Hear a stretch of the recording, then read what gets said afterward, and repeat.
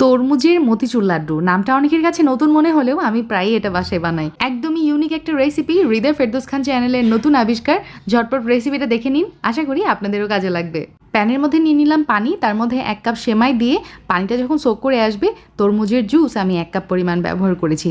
এই পর্যায়ে আমি কতগুলো গরম মশলা অ্যাড করব, এলাচ, দারচিনি, তেজপাতা আর সামান্য একটু ফুড কালার। ফুড কালারটা দিলে লাড্ডুর কালারটা কিন্তু খুবই সুন্দর আসে। এখন ব্যবহার করছি সুজি, প্রায় 4 টেবিল চামচ। তার সাথে দিয়ে দিলাম গুঁড়া দুধ। সুজি দিলে লাড্ডুর বাইন্ডিংটা খুবই ভালো হয়। পাশাপাশি কতগুলো ড্রাই ফ্রুটস ব্যবহার করেছি। লাস্টে আমি চিনিটা অ্যাড করেছি, এখানে প্রায় হাফ কাপের মতো চিনি আছে।